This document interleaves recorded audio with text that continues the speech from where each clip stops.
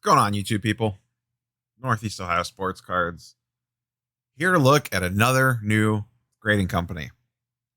You guys have probably seen this. Their stuff's been circulating around the Facebook pages and the interwebs the last week or so. 502 Frank did a video about them.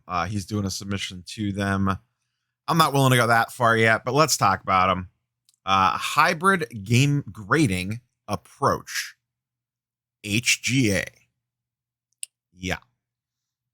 So I'm all for more competition in the grading market because God does it need it.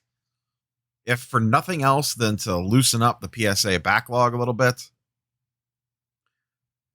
So we have these guys and we have CSG coming very soon. Just at first brush with these guys, the thing that I don't like is that they basically have no history at all. They're a brand new company, just basically out of the blue. And that part scares me a little bit. At least CSG has CGC and all the other stuff behind them. So you know, like, okay, they're a legit grading company, at least in some niches, and now they're moving into sports cards. So there's some pedigree there. This place doesn't necessarily have that. But I do like some of the things that they are doing. And if that puts pressure on PSA and BGS to change what they're doing, then we win. At least a little bit. So I don't know if I'll ever use them. I'm intrigued. I'm at least intrigued. They're on my radar. And I don't think they're going to, be catching even SGC anytime soon. Who knows? Or let alone BGS or PSA. But we need them to be just good enough to put a little bit of pressure on the big boys. Kind of like what happened with SGC. SGC came out, they put a little bit of pressure on PSA, and then PSA started shaking things up a little bit because SGC, for a hot minute there, took a little bit of market share. So let's talk about these guys. What are the things that I like? Now, they tout AI grading, but until they let us under the hood, sure, they do scans and then supposedly an algorithm spits out the grades. There may be a human involved, there may not be. But until I see some back end video that's like a walkthrough of their offices or whatever, and I get a better feel for that, I don't know how much stock I put in that, but I like the idea that that's where their headspace is. So I like that. Their slabs are going to be very much take it or leave it. Let's get into that really quick. So they use color match slabs or slips or flips. Color match flips, which is the little piece of paper in the top of the slab. They will match it to the team colors or to the parallel. So if you had a red prism, they would put a red splash and red coloring on the flip. I kind of like it. I've seen a lot of people say that they don't. I've seen a lot of people say that they do. I will say this. Regardless of what side of the fence you come down on, this thing is 1,000 times better than CSG's booty looking case. I like this way better. This is the front and this is the back. So they have QR codes and stuff for security and all that jazz. The thing, now that we're talking about this, let's get into it. They went with the BGS grading scale. Why? Why would you make a new grading company and use the BGS grading scale? It is clear as night and day that the market in general does not want the BGS grading scale. People don't want 9.5s as your primary grade. They want 10s. I don't know why that is so hard to understand for these companies. I don't know if it's the illusion of the subgrades that they get tied up into, and there's not a good way to do a 10 as your main grade with subgrades. But for whatever reason, all these new companies are fascinated with 9.5 as your primary grade. And I wish you well. That has been proven that it does not work. SGC, as much as they get on my nerves, probably has the best grading scale. Like if you were starting PSA from scratch, I would steal SGC's grading scale. You have the gold label 10 as your premier standard, like high end. We're not going to hand out very many of these. Then they have a flat 10 that they give out at a semi-reasonable basis, but not too crazy. And then they have the 9.5 and a 9. And I think if you're trying to get as specific as possible, you really need to have a 9.5. Now, PSA has an 8.5. They have a 7.5. They rarely use them, but they don't have a 9.5. It goes from 9 to 10.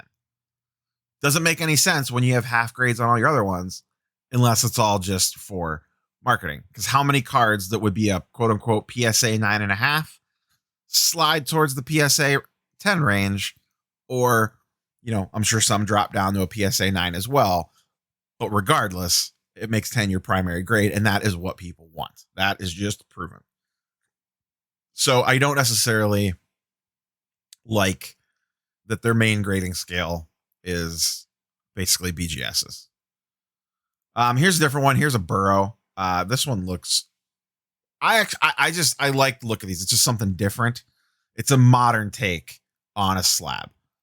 And, you know, PSA has been basically the same for a billion years with some minor changes. The red and white label looks good on some stuff. There's some things it doesn't.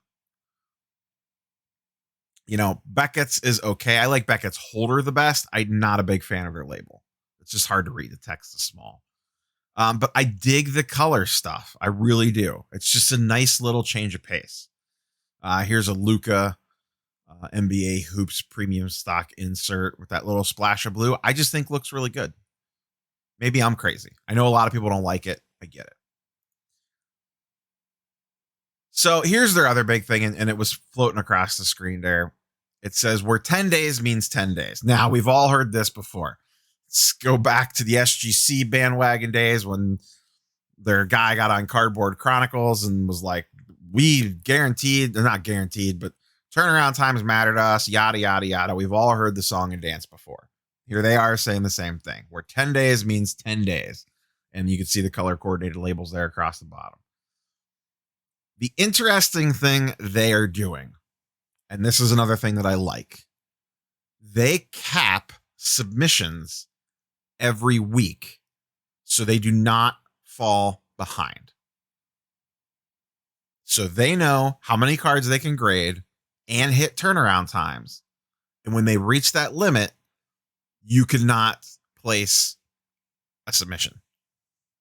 They block it. They say, nope, we don't want your business. We're good until we get these ones turned around and back out to you. That I respect. That SGC in hindsight could have maybe done the same thing, and maybe it would have played out different for them long term. I think PSA and Beckett were too established to shut down like that or cap orders. But I think at the time SGC was gaining steam, I think they easily could have said, hey, we want to guarantee these turnaround times are as close to possible. Stop sending us cards. We're not taking new submissions for a hot minute. Everyone always says this, like everyone says, PSA should just stop taking submissions for 3 months and get caught up. That's never going to happen. You can wish that all you want. It is never going to happen, ever. They're too big. Someone like this, or like an SGC when they were first getting traction, could do that still. PSA couldn't. There's no way. And then what happens when you let up in say you close for a month to get them caught up? What the hell do you think happens at the end of the month? Everyone that wanted to submit to PSA is going to dump a billion cards on them, and then they're just backed up again immediately. So I like the fact that they're like, you know what? This is our number. This is what we could do to hit turnaround times. And if you guys smash us with a bunch of cards, we're going to call a timeout and say, check back with us next week. So I do respect that about them. I like that. Their best chance to gain market share is to hit guaranteed turnaround times. People won't care that they don't have a history. People won't care if they sell for slightly less. If when you send cards in and they tell you 30 days, they're back in 30 days. That alone will gain them market share. If they can maintain that and not take like 2 orders a week to keep the doors open and submissions coming through. Even if they pulled, let's say they got SGC pricing. Let's say a Zion HGA 9.5 sold for what an SGC 9.5 sells for, which is slightly above a PSA 9.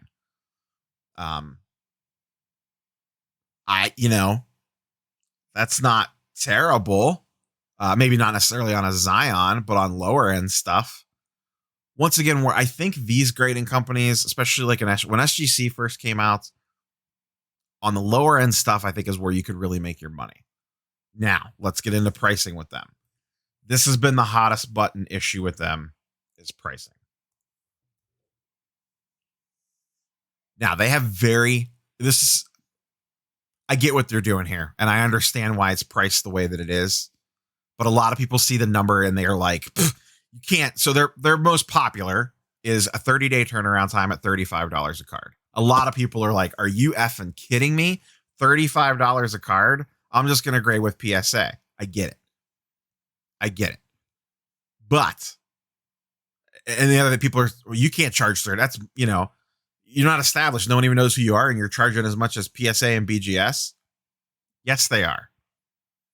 But guaranteed turnaround times. If they can manage to hit them, which with capping orders, you would think that they should be able to. What do you think PSA prices would be to guarantee turnaround times on a 30-day order? It'd be like double that to guarantee you a turnaround time.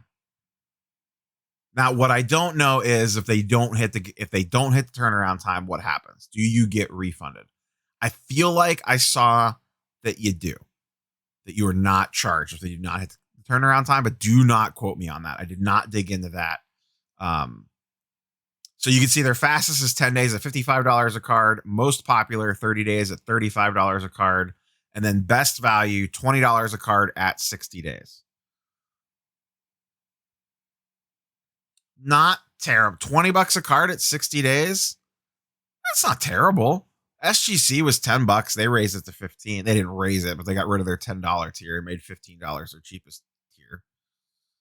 I mean, I'd be more willing, after my SGC experience, I'd be more willing to sub to these guys at $20 a card than I would be for SGC for $15 a card, if for nothing else than just to try them. $30 a card, 30 days for $35 a card. If there's slabs, if a 9.5 in this, so say a 9.5 in this, can pull close to BGS 9.5 pricing, which I don't think it's going to out of the gate, and it probably won't for a while, if at all, if ever. But if they could get close to BGS 9.5 pricing, then $35 a card looks pretty goddamn good. If they could pull that price, like equivalent to a BGS 9.5 price and not closer to a PSA 9 price for their 9.5 grade. So we'll have to see how the market handles it. And it's all going to depend. I could tell you right now, if these guys can hit turnaround times, you are going to see more and more of their stuff. They're getting talked about a lot this week, and it is very reminiscent. It's not to that level yet, but it is very reminiscent of what we saw last March and February when SGC began to build steam. Now, SGC was an established grading company. They've been around forever. They're one of the best in vintage. So it's a little bit of apples and oranges, but people are starting to talk about this company. I'm hearing more about these guys than I am CSG. And I think it's because of their holder. Whether it's good, bad, or indifferent, people are talking about it. Whether they like it or not, people have hot takes. The CSG one, across the board, most people are pretty much meh on that. This one, people are either, from what I've seen, a majority of people are either one way or the other. They're either like, this is really cool, or what the hell is that nonsense that you're trying to sell me? But I think a lot of people are going to like it. I think I would like it on certain cards. And I think if nothing else, I'm not a big PC guy, but if you were a PC collector and you wanted your cards slabbed, you didn't really necessarily care about resale value, I think there's some eye appeal to this for someone with a PC. You know, imagine a Brady mosaic Bucks jersey, red parallel or something with the red instead of the blue up at the top. Or like this, to me, this Burrow looks pretty nice. I saw this and I immediately thought, if I have like some second year Baker Mayfield prisms, they're not worth much. It's second year Baker Mayfield. It's nothing that crazy. But I have like a select field level number to like 50 or something, or 99. I forget what it is, but it might look pretty cool in one of those slabs with the orange tint up at the top. I might send that on a 60-day for $20 just to get it slabbed because it's a cool looking card. Would look nice on the desk. I'm intrigued enough to do that. I don't know that I'm sending a silver Luca to them. But once again, whoever masters the art of turnaround times will absolutely take market share away from PSA. And at least this is the most modern looking slab I've seen in a while. Take it or leave it with the color stuff, just in general. I mean, these guys came out with this and it immediately looks better than the CSG slab. I mean, I just can't, I do not like this top. It just looks too big and the green is terrible. Like, I much prefer, that looks way slicker. So yeah, that's HGA in all their glory. I don't know that I'm going to sub anything to them. I don't know. I'm going to look around and see if I have something that makes sense to try them out on a whim. I feel like CSG has a better chance of pulling better prices on the secondary market just because they are at least a little bit more well-known company. But I can tell you right now, at least put these guys on your radar. Because if they can meet turnaround times consistently, you're going to see more and more of them starting to hit the market. So if I decide to do something with them, obviously I will do a video on it. But right now I am still on the fence on submitting with them. But I think I talked about before of doing a submission to CSG once they open up. I think I would rather submit to these guys just because I like the way the holder looks better. I really do. So yeah, let me know what you guys think down below. I'm curious to get my audience's take on this and what you guys think about it. I'm at least intrigued by them. I want to know more about the guys running it, their graders, etc. But I think they're doing some things right. And once again, if that alone puts pressure on the big boys to start to shift and have to adapt, then that's a win for us, if nothing else.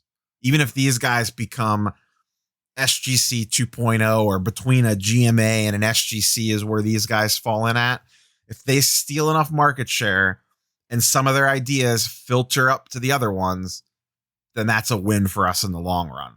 And that's what competition does to the marketplace. So we will see what happens. That's all I got for you guys today. We'll catch you guys on the next one. Peace.